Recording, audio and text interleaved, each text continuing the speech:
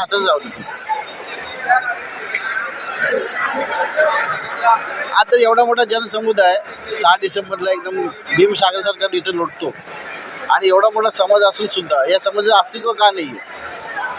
राजकारणामध्ये अस्तित्व का नाहीये? कारण आहे असं आहे तिथं की आपण काय झालंय, भारतीय संविधानाची माहिती नाही आपल्याला. माहिती पडली आता. आपण विभाजन झालेलं, आपलं विभाजन केलं जातं भारतामध्ये आणि मग तिसराच जोडून येतो. का असं का होतंय?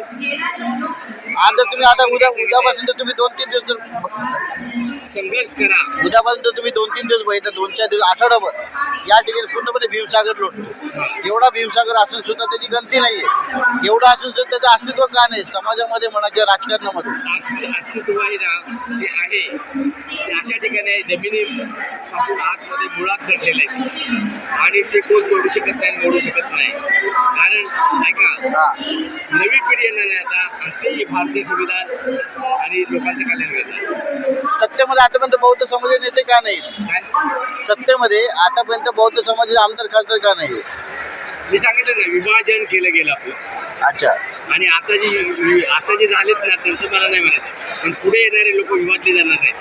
कारण बाबासाहेब आंबेडकरचे लोक म्हणजे बौद्ध समाज असा नाही, तर भारतीय घटना मानणारे जे लोक आहेत सगळे ते भारतातील बाबासाहेब आंबेडकरांचे लोक आहेत. इसलिए विदेश और पर प्रांत से लोग आ रहे हैं और वो पढ़ रहे किताब. आप क्या देख रहे हैं? आप उधर किताब ही है उधर. ये उधर क्या भंडारा नाही, गुलाल नाही, अगरबत्ती उदबत्ती नाही. मग मला सांगायचं, परदेशामध्ये बाबासाहेब कळले तर आपल्या महाराष्ट्रामध्ये देशावर बाबासाहेब का कळले लोकांना? नाही कळले लोक. कळले. ऐका, आवाज होईल तुमचा. आता पुस्तक किती होतात? 1, 2, 4 कोटीचे उलाढाले होते 2 दिवसात. बरोबर आहे. लोक वाढलेले, अगदी बरोबर आहे, कळलेले आहेत. पण अगदी बरोबर.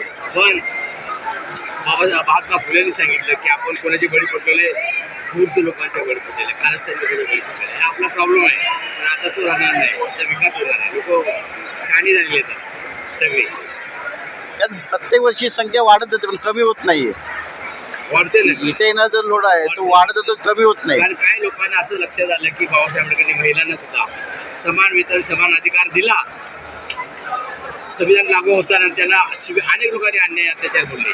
पण बाबा हाच अधिकार 1965 नंतर स्वित्झर्लंड, अमेरिका, इंग्लंडमध्ये दिला. ज्या महिलांसाठी बाबासाहेबांनी हिंदू कोड बिल लागू केलं, ज्या महिलांना बाबासाहेबांनी स्वातंत्र्य, त्या महिलांना कुठे जागृती बाबासाहेबांनी? कारण काय माहिती आहे का, बाबासाहेबांचं कार्य दडवून ठेवलं, माहिती करून दिली नाही. आता जी पोरं आहेत बघा, यांच्याकडे कॅमेरा मारायचे बघा, ही पोरं ही सगळी